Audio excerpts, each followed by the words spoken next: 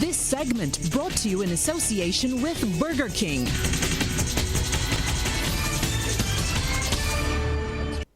It's time for our first look at sports now. We say a very good evening to Anne-Marie Berg. Well, good evening to you, Lisa. Well, so Everton Week Center of Excellence under 17s, they're definitely into the final, but the Alliance School will have to wait for confirmation after today's semi-finals of the Sagarfi Sovers International Schools Cricket Tournament. Alliance registered a 7-wicket win over St. Catherine's Juniors at Darrells Road. Batting first, St. Catherine Juniors were bowled out for 127 off 36 overs, thanks to a 5-wicket haul from Venice Vaughan for just 23 runs. Ali then reached a target on 130 for 3 in just 14 overs. However, that match was played under protest by St. Catherine. A hearing headed by Chief Tournament Referee Sir Charles Griffith will be held tomorrow at 9 a.m. at Kensington Oval. Meantime, at Bank Hall, the Everton Week Center of Excellence under 70s defeated Combermere by 37 runs. Batting first, the Everton Weeks posted 211 all out in 39.2 overs, and I was there for that innings. The Centre of Excellence decision to take first knock saw them at this stage down by 3 wickets, so Giovante Di Pisa wanted to get runs on the board and cut this one nicely to the boundary. But his stay was short-lived as he was given LBW to Sean Blenman, the score now 94 for 4, Comrade keeping a hold of the proceedings. 2 more runs to be added before the Waterford boys struck again. Kevin Wickham goes as Romario Roche takes a good catch. It's 96 for 5.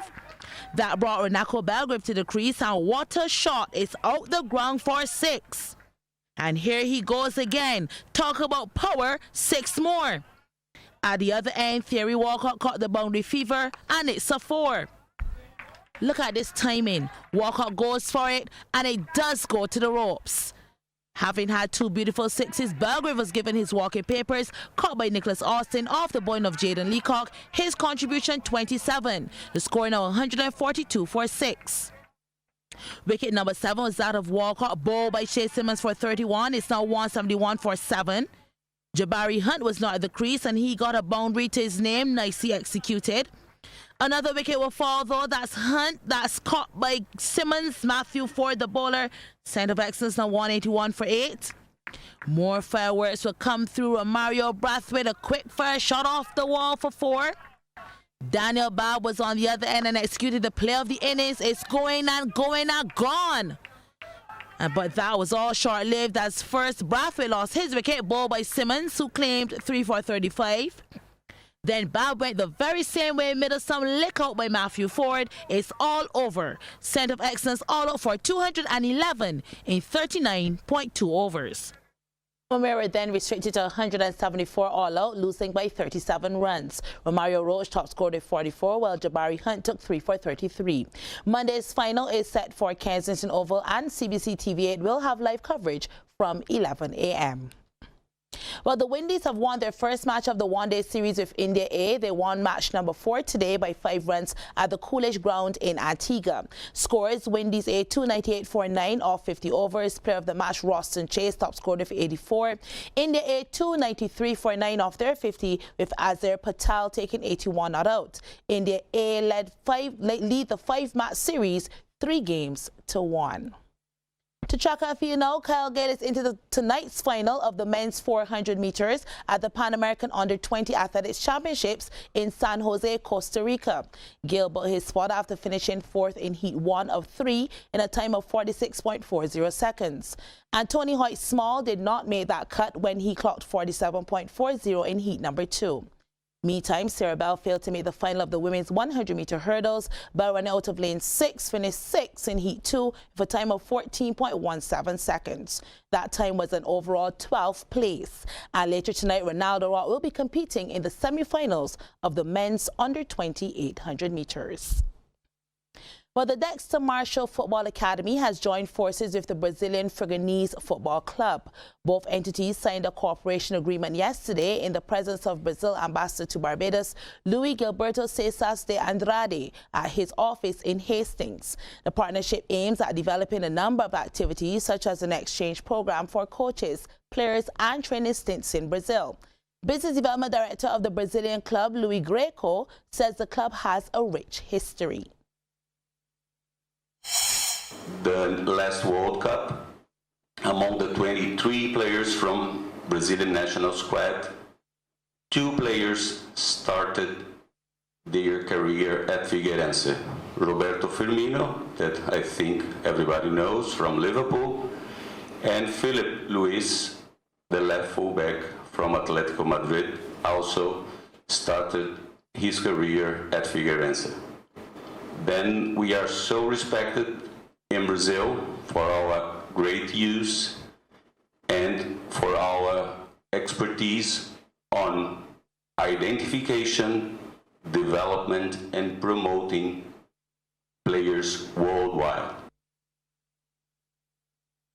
The Marshal says plans are already in place for at least 20 players to visit Brazil. You may well see that my academy may go with 20 players, say, in April next year, and then you offer another club in Barbados in summer to take those players, another 20 young players. The whole entire program here is to develop our players through the youth and long-term development. And I see this contractual agreement so significant to our football. And I think that is something that we really need here. I know the BFA is, everybody believes the BFA should do all the work, but I one of those coaches, I believe that if you have an academy, we have to give the BFA quality players to build our national teams. Sign up today to catch all the major Cropover events live online on cropover.cbc.bb. We've got you covered. Soca Monarch Finals, $53 or $26 US. Pick of the Crop Finals, $62 or $30 US. And Grand Kadooment, $22 Barbados dollars or $11 US. Don't be left out. Log on now to cropover.cbc.bb and book. CBC, taking Cropover to the world. The travel hoops team from the United States met some tough opposition when they locked horns with the newly crowned local basketball Premier League champs Burger King Clapham Bulls in their latest tour game at the Wildy Gym last evening. The Bulls were dominant in a 74-50 display against the Hoops after they led 36-29 at halftime. However, early the Hoops A team crushed College Lions 72-48. CBC's Damian Best reports. We pick up this one in the third quarter with Travel Hoops in blue leading 58-36 in the third quarter against College Lions. Darian Burnett drives to the hole, flips it up and in for 2. Andrea Bailey feeling adventurous as well. 3-point play the old-fashioned way down Broad Street. Bucket and the fall. Then great vision to pick out Micaiah Moore on the baseline. Misses the first attempt but claims it on the second. That's 2 of his 10. But this was all about the visiting Travel Hoop squad as they blew this one wide open. Gage Osland displaying his handles, joint team high 17 points, along with Charlie Miller. This play showing some patience, then exposing the College lapse in defense. Euro step left hand, eye candy. Zion Allen found his spot on the right wing. Nice arc on the 3-ball, bang, got it. 10 points in the till. Kenyon Connell registered double figures for College, but ultimately they will lose 48-72 as Travel Hoops get the W. The next game featuring Clapham Bulls against the Travel Hoops second squad. Kemarley McLean from downtown Money, team high 20. This was perhaps the hottest 2 points of the first half. Crossover, step back, drilled. But it was the Bulls with a 7-point cushion at the break. Theron King using every inch of the rim. Devlin Knight putting that height to good use in the paint as well. Put back, game high 24 points. Bulls 36. Travel Hoops B squad 29. Knight, well, he was definitely loving his time in the trenches. A couple up fakes before the elevation basket and the fall. McLean at the opposite end trying to cut the deficit. Too much space to operate. The Bulls were playing with required intensity though, putting Travel Hoops on their heels. Joel Hunt turns the corner, gets some purchase. McLean needing more help in the scoring column, but was good to go from any angle. Corner pocket beauty. However, it was all about the boys from Clapham. The Bulls registering the runaway victory 74-50. Damian Best, CBC Sports. Now, boxing legend Manny Pacquiao of the Philippines and the undefeated Keith Thurman of the United States will clash in a WBA Super Welterweight Championship bout tomorrow, billed as Welterweight Supremacy. The fight will take place at the MGM Grand Garden Arena in Las Vegas, Nevada.